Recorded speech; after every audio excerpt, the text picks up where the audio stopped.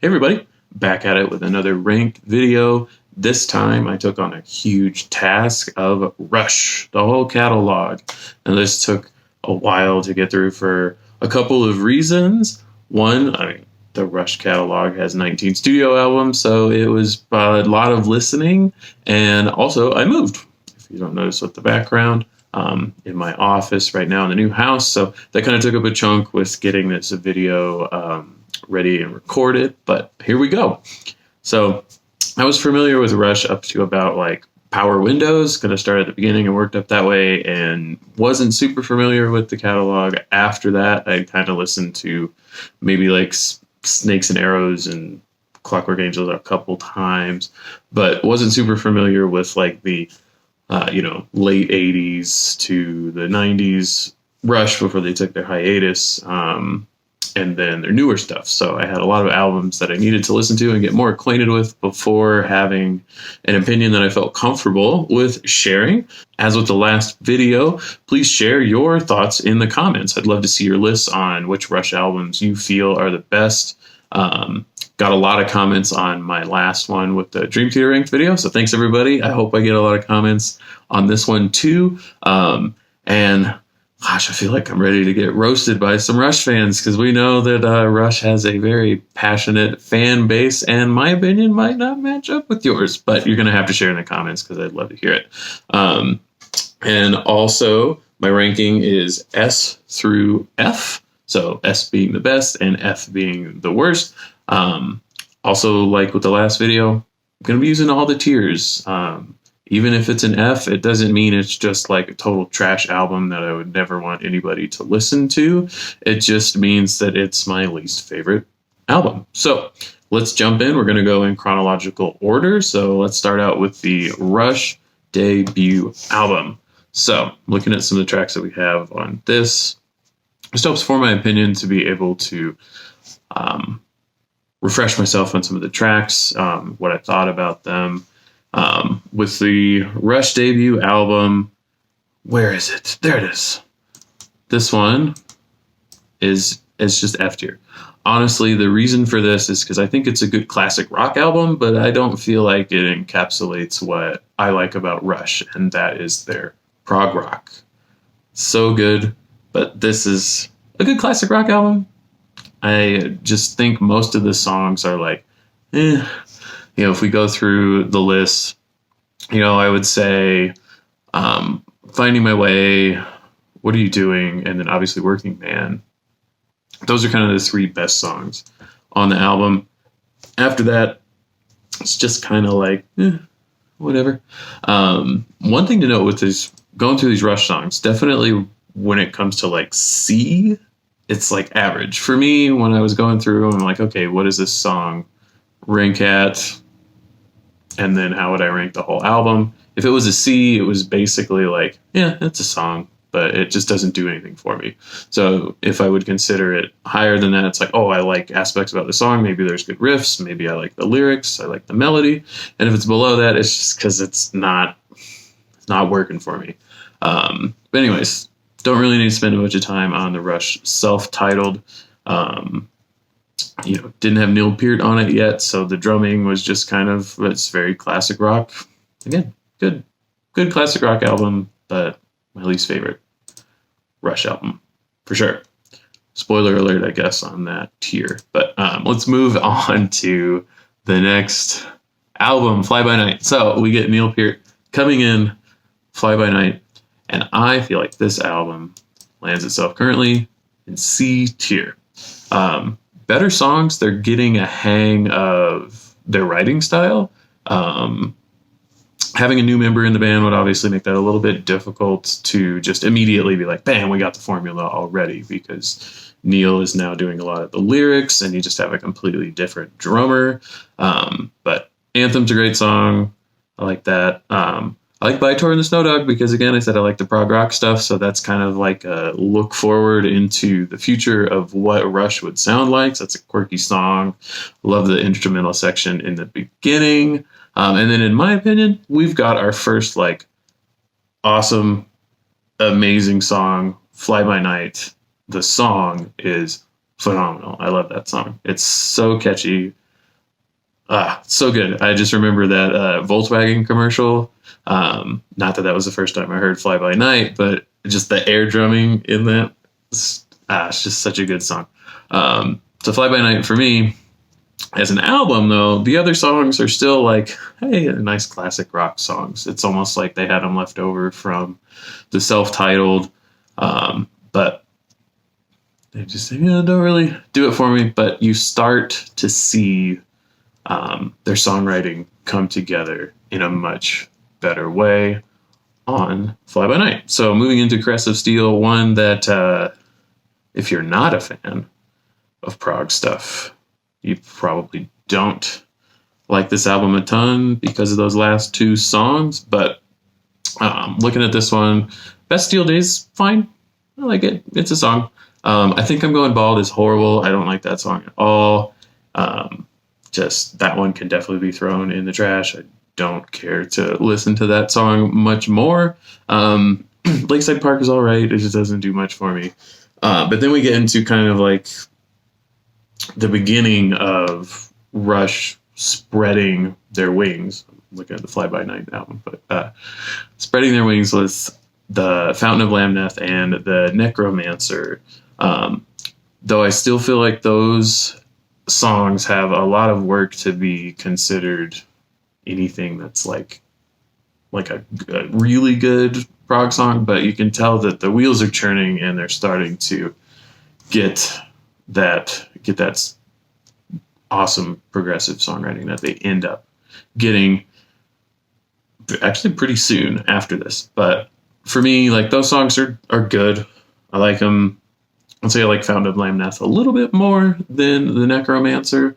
But one thing that kind of puts a damper on those songs is how they're kind of like segmented. They're not really like flowing into each other super well, or just like one long piece that has sections in it, but the sections flow nicely. Like, it fades out and then it comes in with a new section. So it's almost like they're just smaller songs that they decided to put together as one song, which is definitely something that happens with bands who go down the like progressive rock route, and they're just not quite there yet. So they don't have the expertise or the songwriting to really make it flow smoothly and be a cohesive piece of music.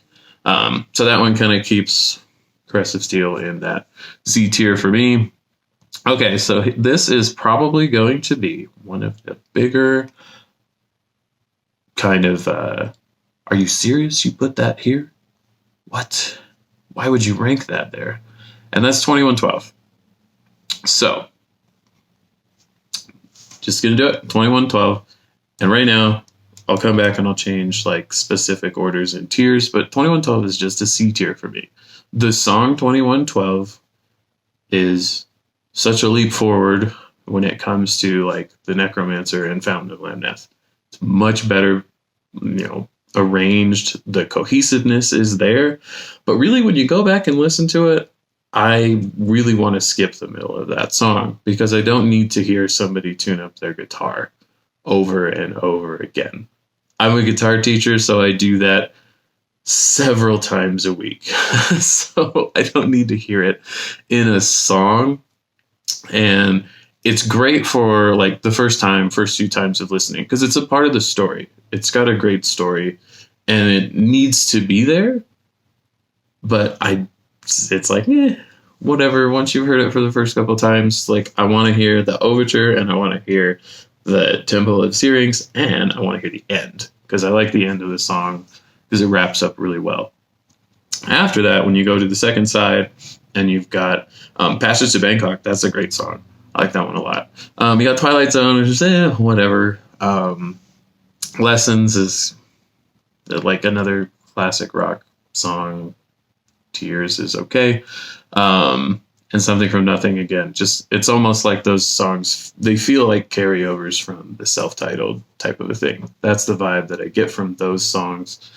And it's like good classic rock, but it's not the Rush that I enjoy the most. So anyways, enough babbling on 2112, possibly my most contentious choice between fans, because I mean, it's the album that kept them alive. Obviously, there's a lot of there's a lot of great things to say about 2112 and what it did for Rush, but yeah, they did much better after that.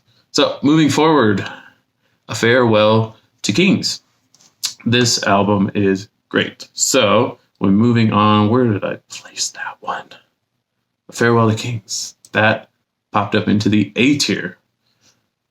They just got so much better at their writing.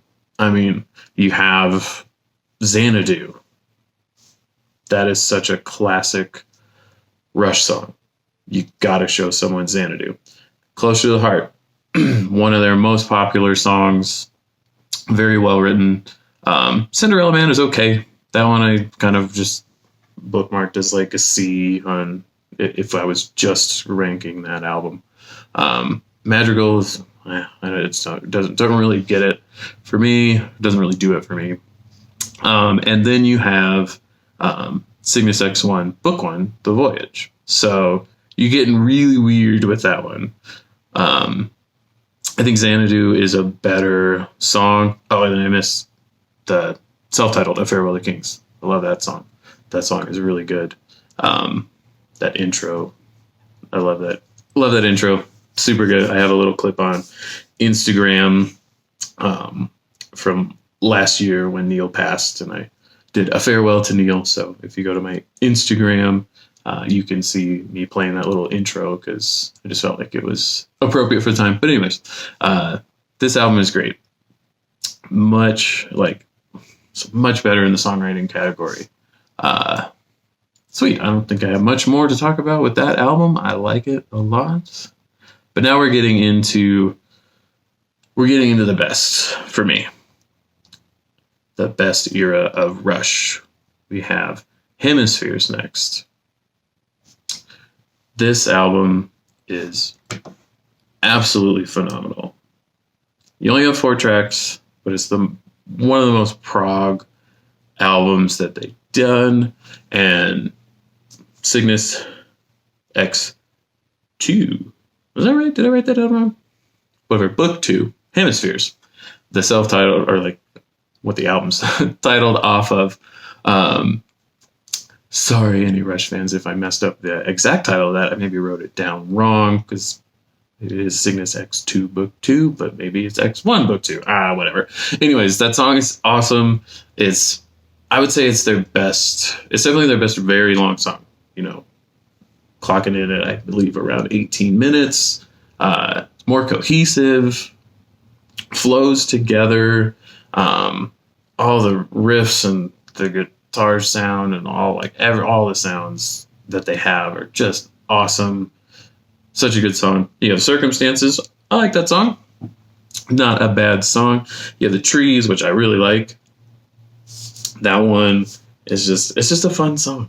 And honestly, when I listen to that song and I think about the words, it's kind of eerily similar to some of the things today with a bunch of topics going on. But if you listen closely to The Trees, it's a kind of a timeless topic when you think about it, disguised as issues between 2 types of trees. And then Lydia Strangeoutta, which is an amazing instrumental.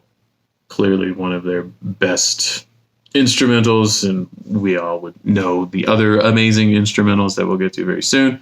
But for me, Hemispheres is absolutely S tier. No contention.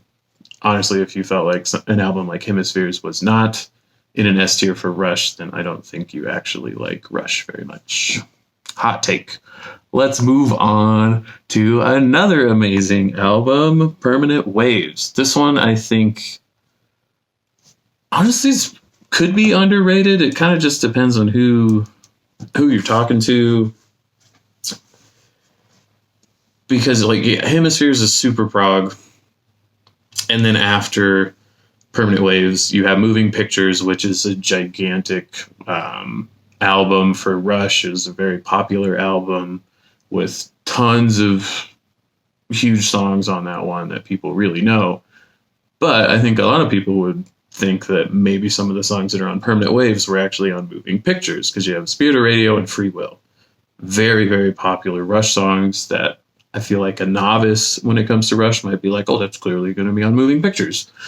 I don't know. But when you think about it, like, those two songs are super great Rush songs. I mean, so good. Rush is great at writing things that are complicated and for the music nerd, but also for the average music listener. And you get songs like Spirit of Radio and Free Will, and the average music listener is not going to realize that there's like time signatures changing all over the place in Free Will, or or anything like that. Any of the time signature stuff that's just music nerd fodder all over the place. But then we have Jacob's Ladder, which is a great deep cut. That one I had to listen to for a couple of times to decide, is that like A tier, S tier type of a song? Looks like I landed on where'd it go? There we go. Looks like I landed on S tier because it's just really good. Then you have Entre Nous and Different Strings, which I would say are kind of the weaker points on the album for me, but weak is in like, I think that they're still really good, above average songs that I really like listening to. Different Strings, I would say I like a little bit more than, oh gosh, that's tough to Entre Nous. We get to see, this is tough. Just think back at the songs, playing them in your head, and you're like, that is a good song. I love hearing that one. And then we have Natural Science, which is another great Rush song. It's kind of proggy. I don't think it's quite as good as like Jacob's Ladder. Those two, it was really hard to be like, where would I rank those? Ugh. Kind of splitting hairs on where I would put those. Anyways, Permanent Waves, very, very good Rush album. When it comes to Essential Rush, Permanent Waves is on there. Speaking of Essential Rush, Moving Pictures next. This is a phenomenal album with tons and tons of good songs on there. I mean, really, you just open it up, start listening, and you've got 4 classic Rush songs: Tom Sawyer, Red Barchetta, YYZ, depending on where you live. I'm American, so I look at it and go YYZ, but they're Canadian, so maybe I should say YYZ. And then Limelight, phenomenal. So clearly, got it up in the S tier. And again, I'm gonna rearrange tiers when I get there. Not that this is where Moving Pictures is gonna stay. It might, who knows? But super good. The Camera Eye, I really like that song. I would say probably one of the things that kind of knocks it down a little bit for me is just how similar it is to Heart of the Sunrise by Yes. There's some stuff. I mean, even the focus is sharp in the city or something like that. It sounds almost the same. Could be an homage. I love, clever homages, but it's kind of like it's a little bit of maybe taking some stuff, but not in a horrible way. I like the Camera Eye. Think of Witch Hunt, which is fine. Doesn't really do much for me. Just kind of mark that as like a C-ish song. And then you end the album with Vital Signs, and I think that is another just, I don't care for that song. I would rather the album stop on Witch Hunt and Vital Signs not be there, because I don't want to elevate from the norm, and I don't want to hear that over and over again. So, but Moving Pictures is absolutely an S tier album, even if one of the songs is on the other side of the spectrum. So, moving on. Next album, we have Signals. So this is where as you get into, I mean, really even with Hemispheres and stuff like that, but definitely with Moving Pictures and Permanent Waves, we're getting more synth, getting to the forefront of Rush's sound. Now, not a bad thing at all. Synth is great. They add so many cool textures. But when we get into Signals, we start getting to where the synth is becoming the forefront of the sound instead of guitar. So there's a little bit of A little bit of that transition in the Rush sound, because getting further into the 80s, obviously there's a lot of synth stuff happening there. But Rush gets very synth heavy after this. But starting with Signals, let's do, where did I put it? I put it B. I like this album. It's going back to just the tier list. F doesn't mean I don't like it. It just means it's not my favorite when it comes to this catalog. So Signals, good album. Subdivisions is a great song. Love Subdivisions. Then New World Man, I like that one a lot too.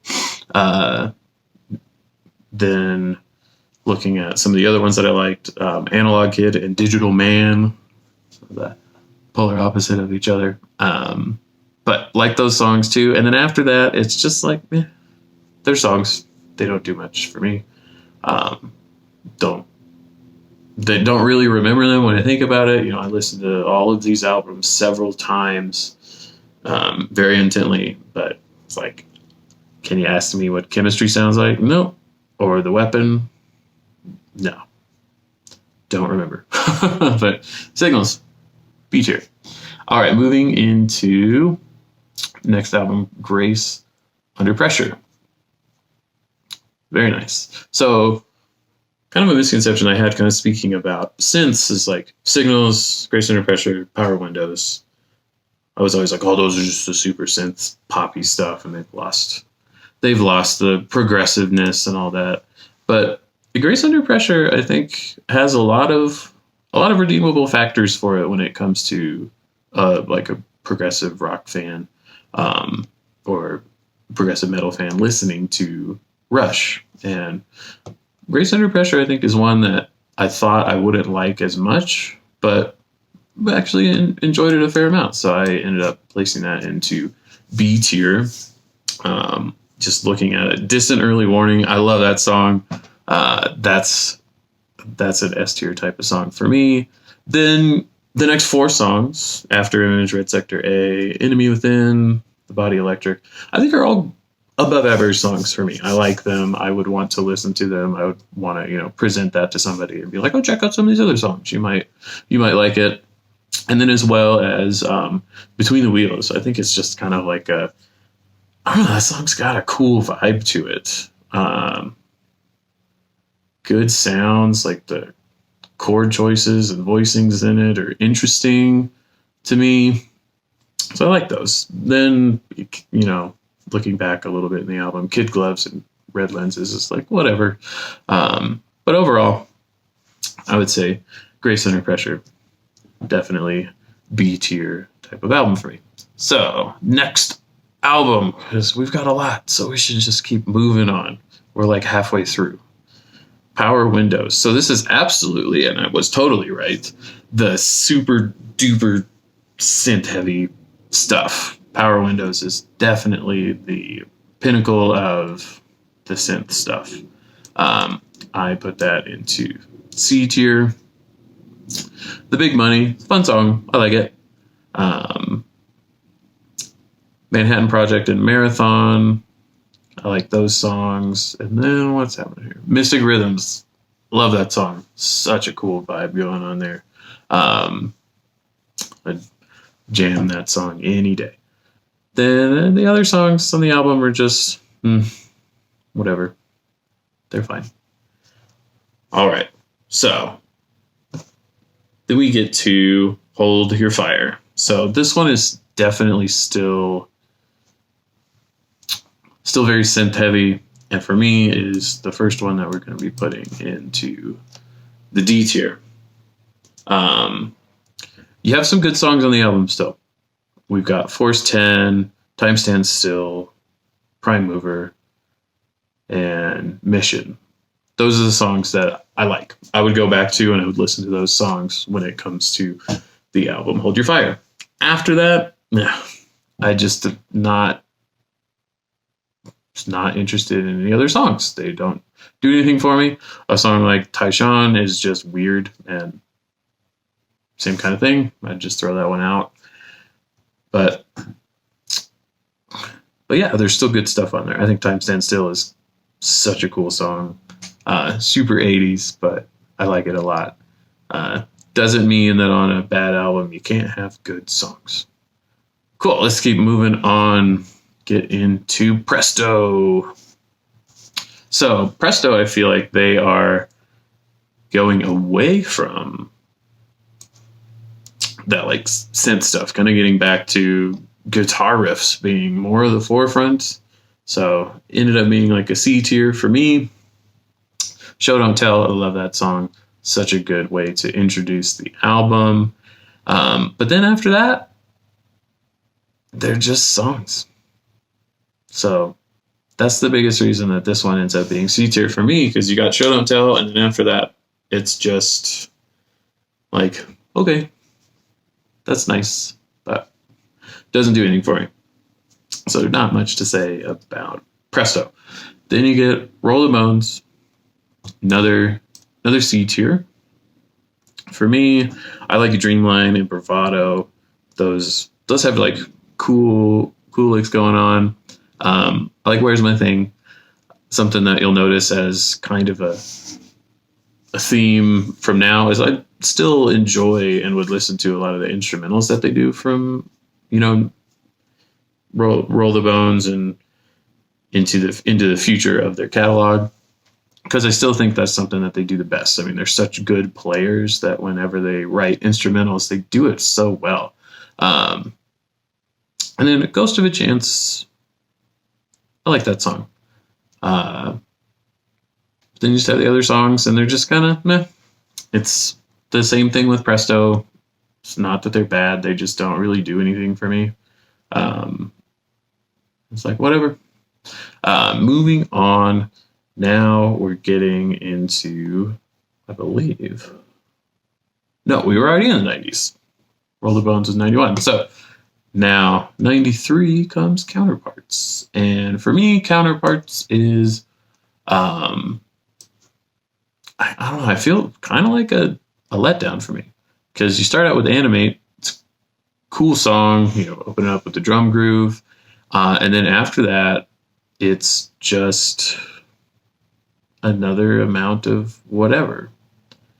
You've got Leave That Thing Alone, which is another instrumental that I like because I feel like they do a great job with making interesting instrumentals. And ending the song, I like Everyday Glory. I think that's one that I would listen to, but out of a album that has as many songs as it does, I really would only want to go back and listen to like 3. And the other ones are either just average or even below average. This one kind of had a lot of below average stuff for me.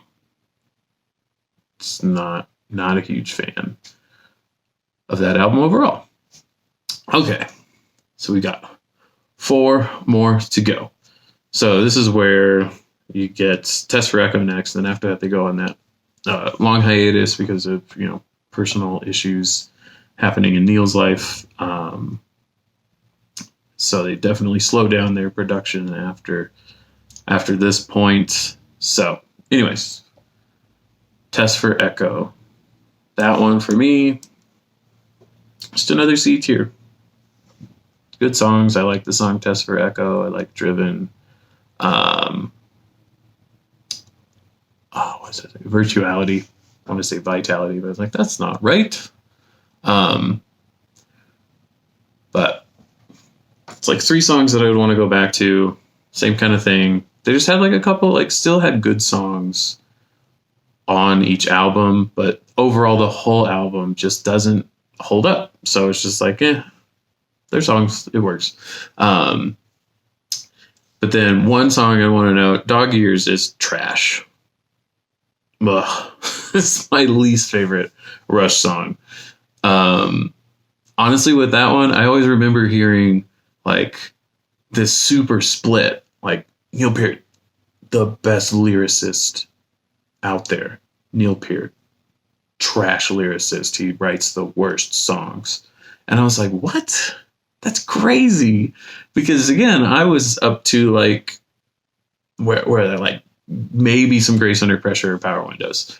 And everything before that. And I feel like Neil's lyrics at that time were great. I really liked all those older lyrics from the 70s and the early 80s. But honestly, listening to a lot of these songs, when you go, power windows forward, the lyrics are not that great.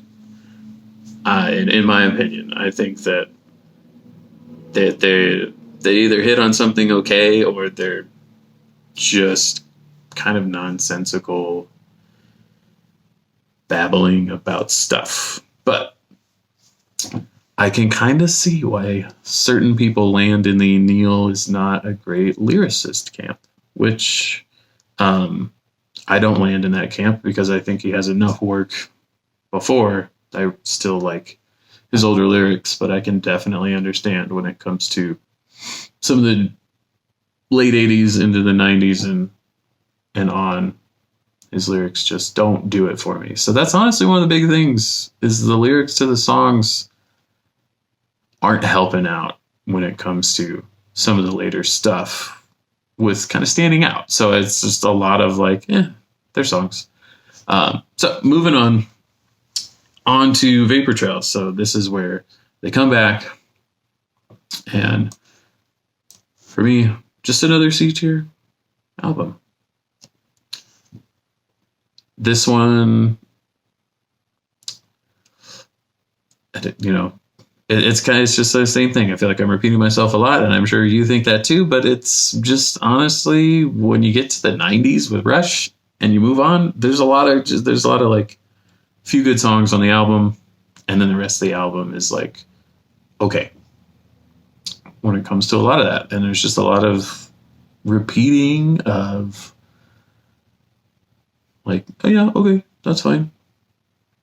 Like, I like the song One Little Victory, Vapor Trail, Secret Touch, and Earthshine. Those are the songs on the album that I think stand out. If I was to like put together a playlist of Rush songs that I would want to go back and listen to, I would definitely put those songs on there. But anything else on this album, not really. Because I would go through and name the titles of the song, but I'm not going to be able to remember what it sounded like at all. With the ones that I did mention, those ones I can't remember what the song sounds like Earthshine. The lyrics in that chorus are totally ringing through my head right now because it's a good song. The other ones are just whatever. Anyways, said that a lot because there's honestly a lot of turned out going through this catalog. There's a decent amount of Rush that I'm like, yeah, take it or leave it. Anyways, moving on. Snakes and Arrows. I felt like this one earned itself a B tier. Far Cry is a really good song. I like that one a lot. And I like the overall sound of this album. There's a lot of interesting guitar work from Alex Lifeson, acoustic stuff, and just a different vibe than I would be used to. The Main Monkey Business is a fun song. Hope. I really like that. Just the guitar work that he's doing there is really cool. I like the sound of that. Faithless, Bravest Face are another ones that I like those songs. And then Malignant Narcissism, another too short instrumental that I wish was longer because it's a fun song. That one's pretty great. Okay, let's wrap it up with putting stuff on the tier. Their last album, Clockwork Angels, for me is also a B tier. I like Caravan, Halo Effect, The Wreckers, Headlong Flight. Those are songs that I enjoyed. The other songs, not. I feel like they're kind of like stronger in the where I put them at the C tier, but there's just still like, it's a good listen, but not much of it sticks with me when I would go back through it. But here we have it.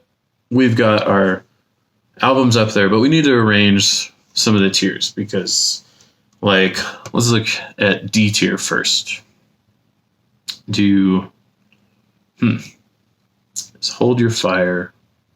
Yep. And that would work there. Definitely like that. I'm going to come back to C tier because there's so much there. let's do B tier. What do we have? This is a tough one between Signals and Grace Under Pressure. Because they both have, in my opinion, some S tier songs with Subdivisions and then Distant Early Warning. I think I have to say that Grace Under Pressure just edges it out a little bit. And then looking into, like, these are going to be here. Snakes and Arrows and Clockwork Angels are definitely going to be on the back end, but do I want to swap those? Nope, I don't. So there's your B tier. Now I'm going to go back to C tier because I got to deal with the S tier last because those are the fun ones. Okay. So looking at this is good. This is so many of them. Let's see. I think that Caress of Steel would probably go a little lower, maybe. Oh man, this is tough. Just looking at my list of how I've categorized all the songs so I can be consistent with myself. But I feel like see, so you know what? I'm gonna put that there. I think I'll put 2112 above that. I'm gonna go with that. These ones are so close to me that anything in the C tier could kind of be in one place or another. Like honestly, I almost feel like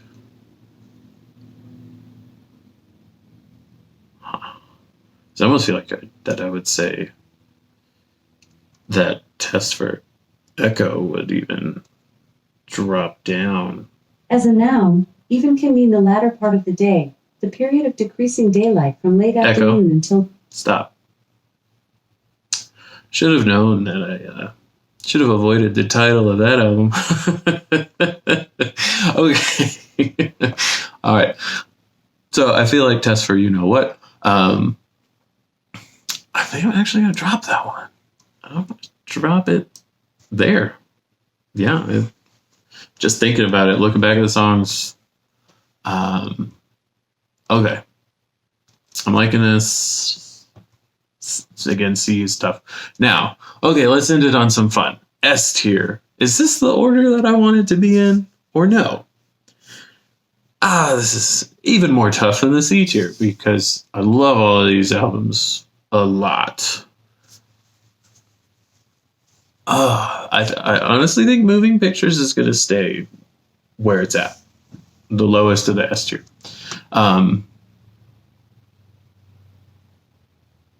And then, it's so tough. The Hemispheres are Permanent Waves. Boy, yep. I'm gonna keep it there. That one's so close, but for me, I'm a big fan of the progressive era, and Hemispheres doesn't get much more progressive than that's the most progressive thing that Rush has done. I love it. Super good. Okay, this is a long one. If you're still here, thank you so much for watching the video. Again, I want to hear your comments down below. What's your list? I want to see it because I'm so interested in like the difference.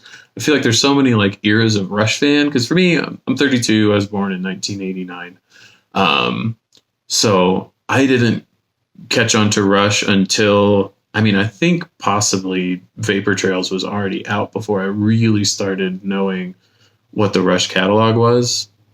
I think that would be right because some of the first stuff that I saw was from Rush in Rio, playing on like VH1 Classic, and that was my first introduction to like some of their other songs that weren't the obvious songs that anybody would hear knowing Rush.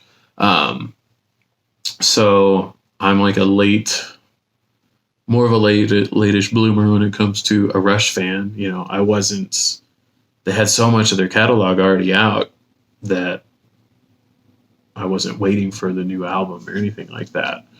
So that makes a big difference, I think, because I'm like a late generational Rush fan, a younger one. So I'd love to hear the difference between those fans who are older than me, and were eagerly awaiting the next Rush album, because that wasn't me for like any of these. I mean, Snakes and Arrows and Clockwork Angels would have been the ones that I was waiting for, and even then I wasn't a super big Rush fan at that time.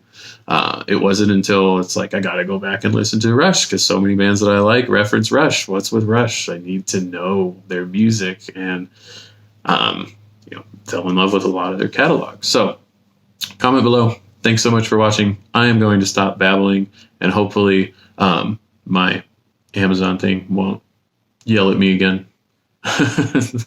See you later.